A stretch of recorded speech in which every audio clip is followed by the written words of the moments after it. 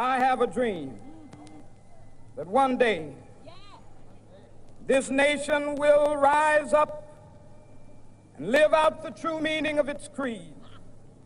We hold these truths to be self-evident that all men... Thank you for coming tonight. I'm a student organizer here at UC-Berkeley with BAMN, By Any Means Necessary. It's a coalition to defend affirmative action, integration, immigrant rights, and fight for equality by any means necessary. I'll be running for student body president in the student elections with the Defend Affirmative Action Party, which is our political party on campus. Shanta Driver is our national chair. She's a civil rights attorney based out of Detroit, Michigan. She's one of the attorneys that has sued the state of California and the state of Michigan for their bans on affirmative action. And By Any Means Necessary, our coalition has been the only organization fighting to preserve affirmative action programs in public institutions like University of Michigan and UC-Berkeley and UCLA. Yeah, so we're just using this event to let students know about what's going on and organize the community around the bipartisan immigration proposal being brought out by Congress and President Obama. So if you're interested, we're going to be having a march on April 1st in Oakland for immigrant rights, and also we're organizing a national march on Washington on April 10th in Washington, D.C. And I just thought it would be appropriate to read the demands that we're going to be marching under.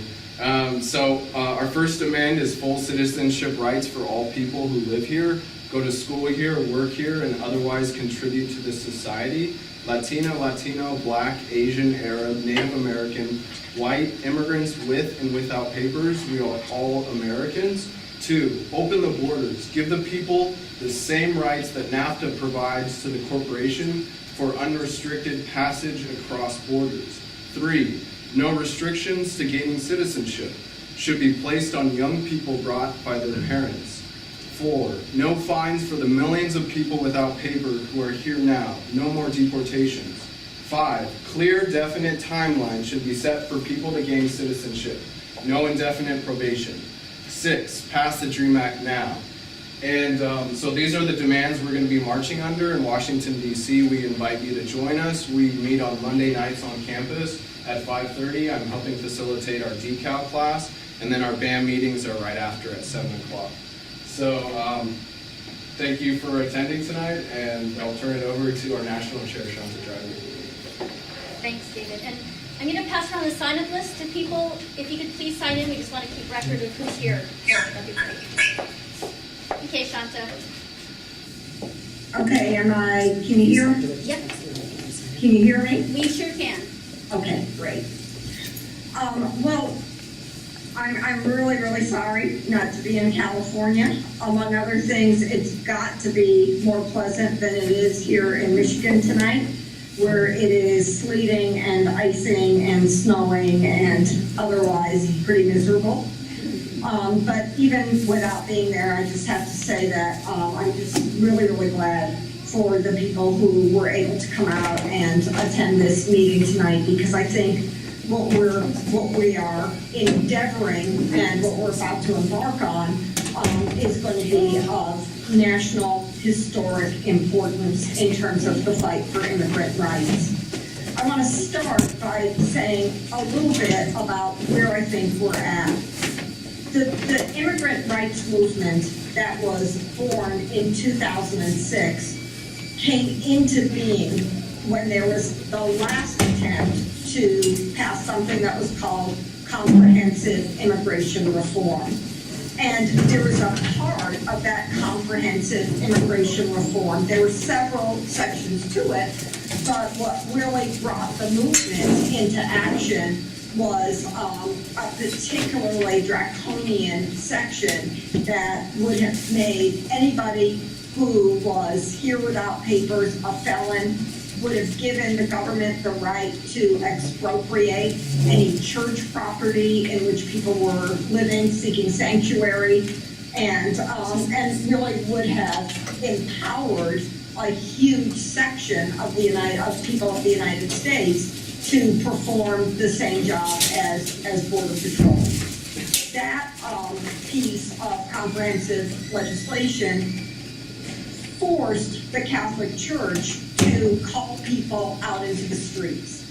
And I think for a period of time, there were, in churches and in communities, there was a lot of preaching and a lot of discussion from local politicians and community leaders about the importance of defeating this legislation of 2006. And for that, the demonstrations that were urged, in particular by local pastors who were in the Catholic Church because of their interest in protecting their private property rights, those demonstrations would never have gotten started if it hadn't been for the walkouts from the high schools of East LA, and then the marches of students from those high schools and high schools all across Los Angeles and all across the country that really brought the movement into being. And I think it gave people a sense of real political power. The problem was that in 2006, there was no leadership that was large enough, clear enough, or consolidated enough to take that movement forward and to keep it on its feet and fighting. And basically, the politicians at that point and the various Catholic archbishops and cardinals were saying that the main point, the main emphasis of the demonstration should be today we march, tomorrow we vote. And that's kind of a really, when you think about it, for people who are undocumented, that is a particularly useless demand. Nonetheless, that demand, the people who were advocating that really won the debate over and against BAMN, and we were the only organization that was saying, no, we must keep fighting. We must keep the movement alive and in the streets. We twice have shut down the city of Los Angeles. We've shut down Dallas. We've shut down Chicago. We've had tens of thousands of people marching, coming out in Oakland and Detroit and places, little tiny places all across the Midwest, in little towns in Nebraska and farm communities in Iowa and all the way into the East Coast. They were really significant marches, and our point then was that if the movement continued to fight, we could take things forward and not only defeat 4439, we could not only defeat the comprehensive immigration reform bill that was being put forward by the Republicans, but we could win real equality and defeat the new Jim Crow, the casting into second-class citizenship of millions of people in the United States. As I said, we weren't large enough, and at that point, to be able to have that impact on the movement. And as a result of that, and this is always true in history, always, always, always true in history, that if a movement comes into being and presses forward and makes clear its political and social power, and it doesn't fight the fight through to completion, and there's hesitancy, and there's the demobilization of people, then what always happens is that our opponents, our enemies regroup, and the repression that follows is far greater in terms of the number of people harmed and the extremity of the measures that are taken than were in place prior to the assertion of the movement. What can I say, the rhythm of revolution that fails, followed by counter-revolution that carries out a reign of terror is just it's a historic certainty that will happen. And carrying out the today we march, tomorrow we vote strategy, we ended up with government and new administration that took over the saying of the 2006 movement, si se puede, and yes we can. That became the calling card of Obama. There's no way Obama would have been elected president if it wasn't for the movement of 2006. And in the next 4 years, between 2008 and 2012, there have been more deportations carried out by that administration, and there's been more of a systematic right-wing attack against the immigrant communities than had been present before 2006. This is the first opportunity that we've had since 2006 to get the movement back on its feet, out on the streets, and fighting. And it is so crucial that we do this, because if we do it, if we're able to really mobilize people around this debate around immigration reform, and this time, not just defeat negative aspects of what is being proposed, but actually win what is really needed to solve the problem of immigration and to change the character of America and to bring the law in sync with reality, then everything about this nation can change. And that's what we're trying to do.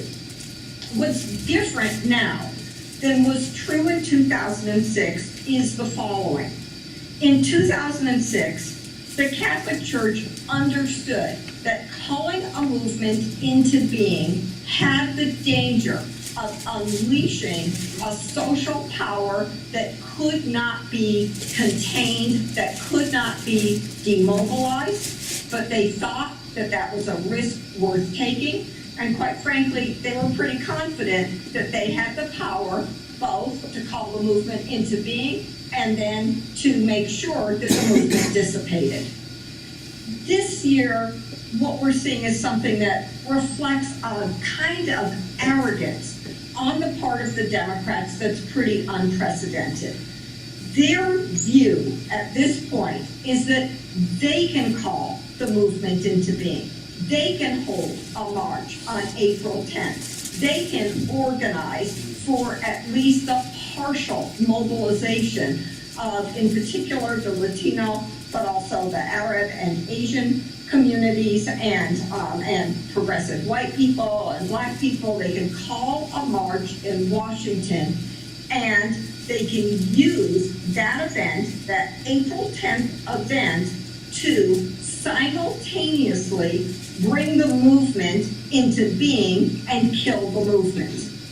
And their theory is that if they can mobilize a limited number of people to come out and to be in Washington, to have it be a safe and contained number of people, to support the Democrats' proposals around immigration reform, just as the debate is beginning to start, they can elevate the Democratic Party to being seen as the true leadership of the immigrant communities and in particular the Latino communities. They can consolidate the gains that they made electorally in the last election, and they can co-opt the movement and make sure that there isn't an independent movement that is being built. Our aim is to take over the march that's being called on April 10th and to make sure that we, instead of having a movement fall lockstep behind the Democrats, create the kind of independent force and independent voice for the immigrant communities that's needed if we're going to have any chance of getting the kind of immigration reform that we need. I think within the bipartisan proposal for immigration reform is likely to be what ends up to be the reform that is being passed by both of the political parties at the end of the day.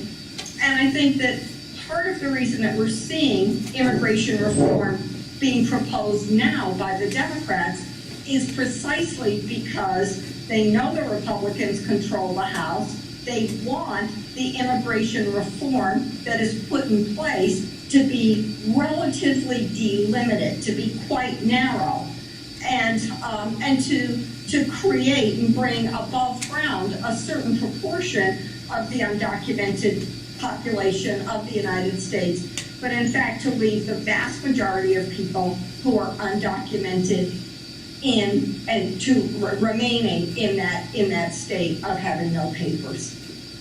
And that's what we're trying to break through.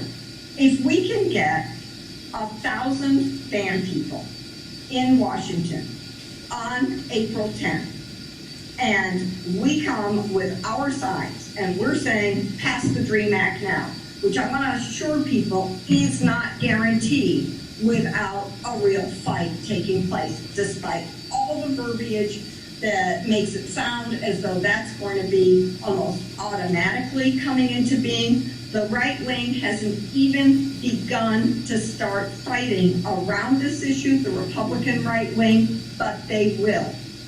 And once that happens, then the debate is going to be moved to the right. So for us to be there on April 10th, at the beginning of this process saying, pass the DREAM Act now, full citizenship rights for everybody, open the borders, really create the conditions of, to make it possible for people to gain their citizenship that are not so cumbersome and so complex that it's impossible for most people to overcome the hurdles and achieve it, and instead establish a pathway to citizenship that's cheap, simple, quick, can be done by anyone, and can allow for the 12 to 15 million people who are undocumented in the United States right now to gain their citizenship. There was the last really big immigration reform that took place in the United States was in 1988. And there was a bill that was passed by the Republicans, signed into law right before Ronald Reagan left office, and it was advertised as a sweeping amnesty that would give the majority of undocumented people the opportunity to become permanent residents, and then after they became permanent residents, within 5 years to be able to apply for their citizenship. And of the people who were supposedly eligible to be a part of this reform, of this amnesty program, by 2001, when the program ended, about 4 million people gained permanent residency, and some of those people undoubtedly gained their citizenship, which was at that point about a third of the undocumented people in America.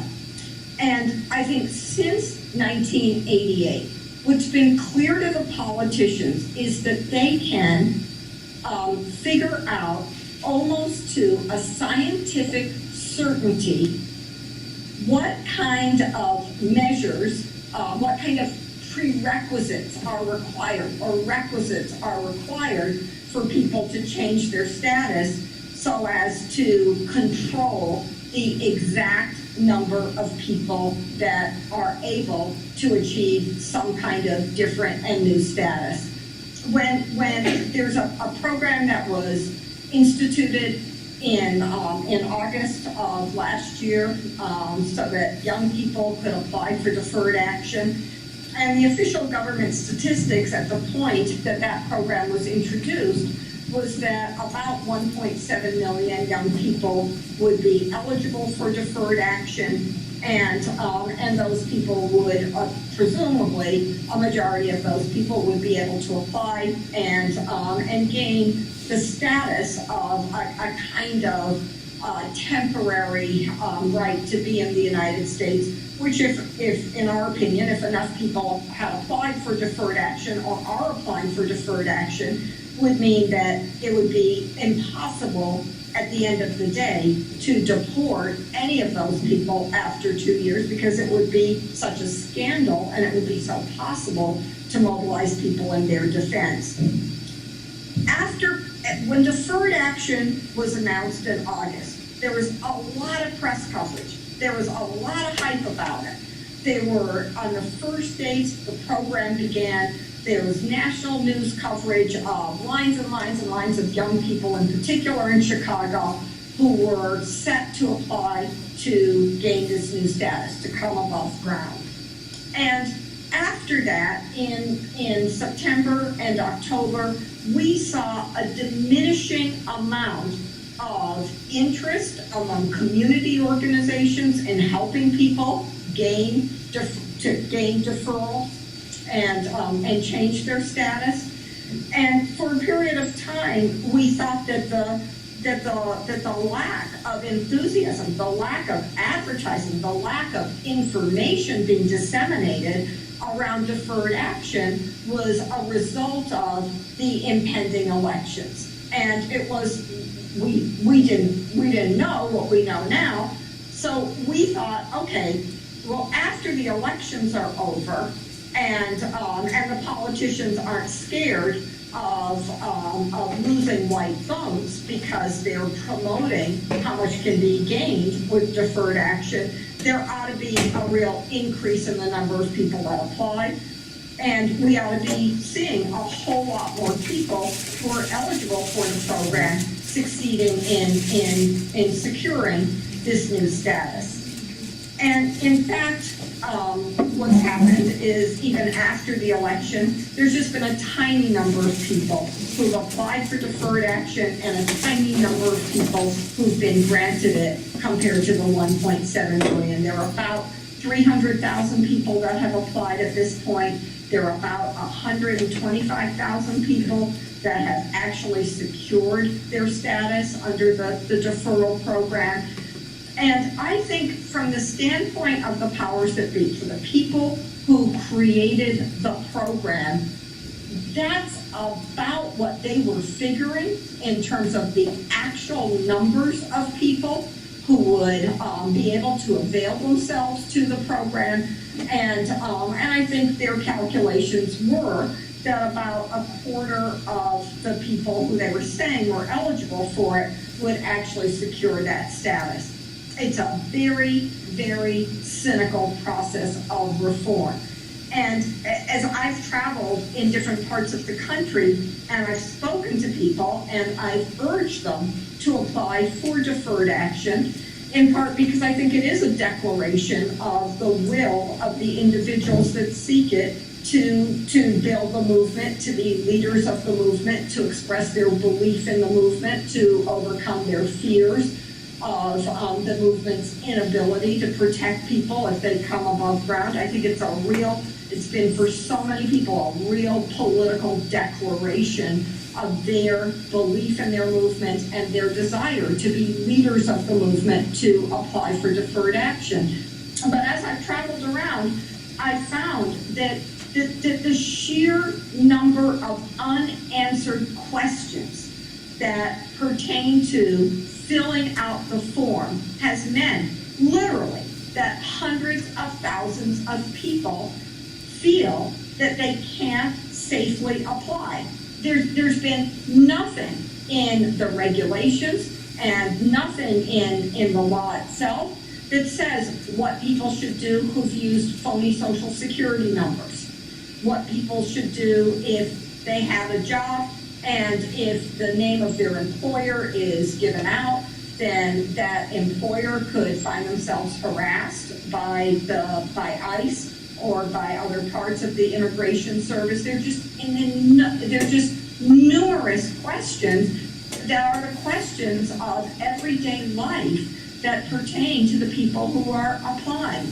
And for many, many people, the cost of being able to apply, the necessity of being able to have a lawyer, to be able to get through the cumbersome paperwork and gathering up of all the files and all the proof of when you came and how long you've been here and all of that has just been such a huge obstacle that people have felt that there's no way they could overcome it. And I think without the movement standing up again and fighting, we're going to have that same kind of cynical immigration reform policies put in place in which on paper, all of the politicians are going to be claiming that millions and millions and millions of people will be able to gain some type of status when in fact it's going to be a much smaller proportion of people who are actually able to take advantage of the program and use it. And that, it seems to me, is something that first solves nothing on the question of immigration, but even more importantly, we want people to be free. We want them to be able to pursue their lives. We want them to be able to live openly. We want people not to organize their lives to protect themselves and their children, or themselves and their younger brothers and sisters, or themselves and their neighbors against the possibility of deportation. And the only way that that can be achieved is if the movement is standing and fighting, and if we're fighting for the kind of immigration reform that makes it possible for the broadest, for everybody who lives and works and goes to school in this country and contributes to be able to gain their citizenship. And I think as things stand now, and one of the things I'd say about the immigration reform, and I can say more at some point in the questions and answers, because I want to wrap up relatively quickly and give people a chance to ask anything that they might want to ask. But I think one of the things that's been really striking about this process of announcing this comprehensive immigration reform package that's going to affect millions and millions and millions of people directly and hundreds of millions of people indirectly is that there's been so little press, so little publicity on it. And having been one of the founding members of BAMN and involved with BAMN since the beginning of our organization, I think there are very, very few other issues in which we've seen such a complete press blackout around what it is that students, undocumented students have to say, BAMN has to say, undocumented communities have to say about the character of what is needed for real immigration reform to be achieved. And ordinarily, when we've had press conferences in different cities in the country, we found that maybe we get blacked out in one place or another place, but almost always we get pretty fulsome coverage in at least a couple of places. On some issues, in everywhere that we're commenting on something.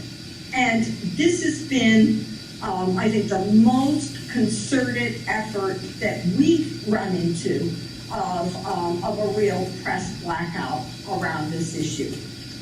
I want to say a little bit about what I think the plans are right now for April 10. I'm in Detroit, and adjoining Detroit is Dearborn, Michigan, which has the largest Arab community outside of the Arab world.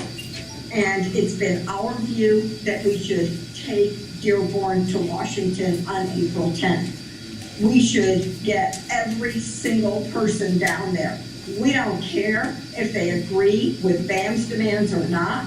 We think we need to raise the money, get them on buses, and get them down to Washington. To be blunt, nothing would scare the powers that be more than 25,000 Arab American youth in Washington, D.C. fighting for immigrant rights. That, believe me, would scare the hell out of a lot of people. And it's kind of the perfect occasion to get that kind of mobilization because it's sanctioned by the politicians, because it's been, the event has been called by the Democrats.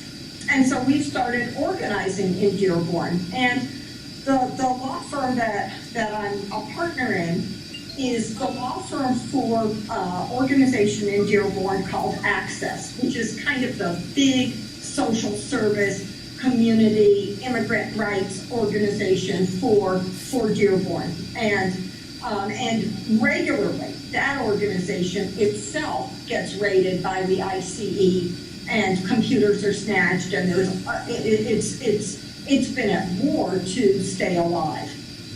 But the people who are head of Access are regularly called to Washington to, and have met with President Obama to consult on issues of immigration reform and the conditions of the Arab communities in America.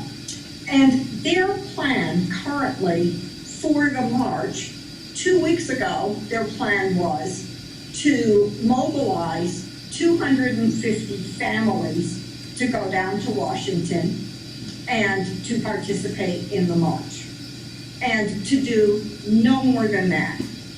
And when we've raised with them that this means that if that is what is taking place on a national basis, there's no way that we're going to win this fight or win this debate, they've agreed with us. But they've said, you know, this march is supposed to be something that is very contained. And we've been asked basically to present people who are willing to portray themselves as victims. And we're going to be marching under the slogan of keeping families together. And they don't disagree with what we're saying about the character of what the debate is likely to be. They don't disagree that the right wing has not stepped forward yet, but it will. They don't disagree that it would change the character of Dearborn. Dearborn was historically one of the most racist cities in America. It was built by Henry Ford, and it was built as an exclusively white place. It's only been in the last 2 decades that it's become more and more and more of a center for the Arab community in America. And it's been a place where BAMN has been involved regularly in defending the mosque that is there against all kinds of racist and fascist attacks, obviously with people from the community. And the idea of delimiting what is being done to 250 families that are marching under the banner of keeping families together, we don't have any problem with the slogan, but Dearborn is not a collection of victims. And it would do a world of good for Dearborn, for that Arab community to be able to assert itself more rather than accept the forced ghettoization of that community that expresses what is taking place now in Dearborn. When I talked to one of the leaders of Access Today, he said that he had misunderstood what they were supposed to do, and in fact, they're just supposed to bring 200 people to Washington, not 200 families, just 200 people. And those people were supposed to testify again about how terrible it is to live under the current immigration system. And that is the vision for the march of the people who are currently charged with building it. It's our job to change that completely, because if there's going to be progress in America, then the undocumented youth of this nation are going to play a central and decisive leadership role. The undocumented communities of this country may be forced to live under the new Jim Crow, but these are not communities of victims. These are communities of fighters. These are communities with enormous social power. And our job is to make clear that this time, in this fight for immigration reform, we're going to organize that social power to come out and to fight and to keep fighting until we win everything that we need. I want to make one last final point. If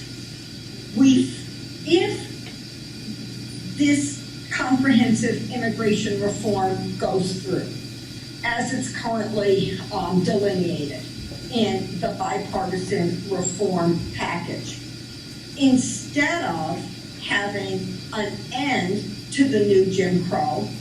We are going to have, at the end of this process, the codification, the legitimizing of the new Jim Crow. Because as things stand now, there's nothing in the bipartisan plan that presents a pathway, a true pathway to citizenship for anybody. There's a tiered system, a kind of caste system that is being proposed that would have some people have, minimal status, probationary status, that is kind of like what the students who have deferred action are facing. The deferred action, what is being deferred in those words is the ICE's deportation of them. That's what the term deferred or deferral refers to. And that would be one category that would be established. And then there would be a second category of people who have somewhat more rights. And then there would be a category of people who would become permanent residents, but to become permanent residents would be obligated to fulfill the criteria that are currently reserved for people who are seeking full citizenship. To learn so much English, to learn so much about U.S. history, to go through an elaborate process in order to gain their rights. And to have that be the new shape of immigration law in the United States, to have codified the right of, to have a federal system in which there could be inferior citizenship statuses established for millions and millions of people would be the establishment of a new Jim Crow in a way that is and would be completely unprecedented. Under the old Jim Crow, when black people were denied the vote, were denied the right to have any kind of integration with white people down south, those were state laws, state policies, local laws, local policies. And the movement was able to use the strength of the federal system to force that old Jim Crow to break down. To have this time around the federal government instituting the new Jim Crow, and to have as the crowning achievement of something that is going to be heralded by all of the politicians, most importantly the Democrats, as a real gain for the immigrant communities that just codifies that second-class citizenship would be a tremendous setback. It would be the opposite of what we're seeking and the opposite of what is going to be said. And we can't allow that to happen. I think it's, in the long run, it's impossible to say to millions of people that you have the right to get a driver's license and a social security number, which you do have under deferred action, and you would have under these lower status citizenship proposals that are part of bipartisan reform, but not have the right to vote. That, it seems to me, is an unviable thing to try to maintain. So if that's what we end up with, yes, I think the movement will bring that down, but far better to do it now than to have a prolonged process of struggle to win the basic freedoms and human dignity and right that should be afforded to everybody right now. So that's our job. It's take advantage of this opportunity. Use this opening, our best opening since 2006, to get millions of people up on their feet fighting, but this time around a positive political program the program that BAMN is putting forward that I haven't heard anybody object to. When we've been organizing and we've been fundraising in this area, people are like, that's great. Yeah, that's what we're for. And so I don't think it's a program that is a sane program, and it's a program that I think is a highly popular program. We just got to convince people that they have the power to win those demands. And if we organize and we rally and we march and we get high school walkouts again, that we can win.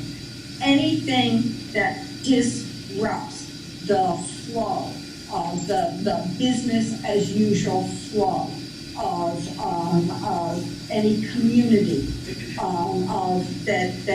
that leads to students walking out of high schools or other mass actions taking place, whether it's on the question of immigrant rights reform, or it's on another question of racism or women's rights or lesbian gay rights, or some completely different issue like victory for Palestine.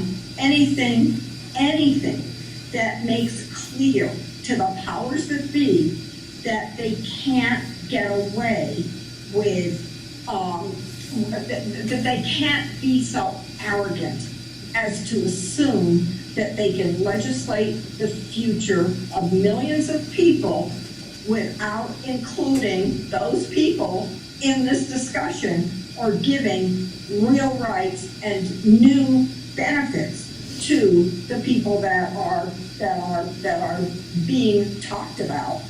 Anything that can disrupt that can lead to far more in terms of what we gain through this fight. So I think any local actions, your guys' march on April 1st, I know there's a march up in San Jose at the end of March. I think anything that we can build, big, powerful, loud, militant, and most importantly, independent, politically independent, not the creature of the Democrats or the Republicans, people who are led by and are committed to one single purpose, which is the freedom and the equality of the immigrant communities of this nation. If we can build that kind of independent movement, then I think we can win so much. And I know, being in Detroit, that one of the things that we found here is that doing presentations on this issue has done more to get Black students to come forward. People who have, many of whom have never ever really encountered that many undocumented people in their lives, but have lived in Detroit, which has just been ravaged by a systematic political attack against our city for the last decade, because it's one of the two places in America where it's still inconceivable that a white person would be elected mayor. For the Black students of Detroit, they know this is their issue. They know this is their fight. I think we can get a tremendous groundswell of support for what we're trying to do and build the kind of unified movement that can make integration and equality a reality in our lifetime. So I'll stop there.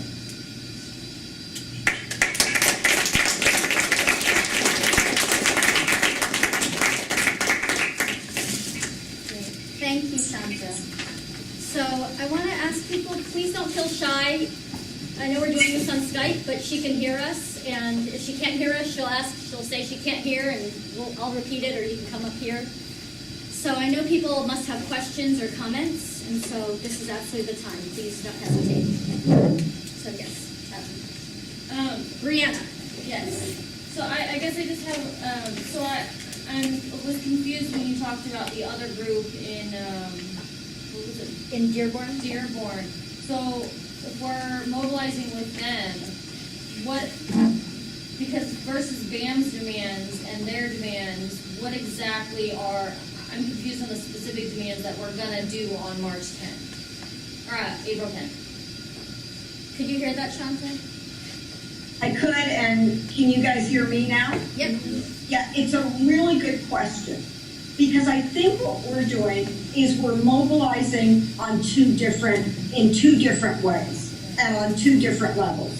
On the one hand, we just have to get the word out about April 10th everywhere, just everywhere, and get every man, woman, and beast we can to Washington on that day. And however they get there, or however, there's so little information out about this. And in particular, there's so little information directed towards young people about this, that anything that we can do to just spread the word, you gotta be in Washington on April 10th. We want to build this march, period.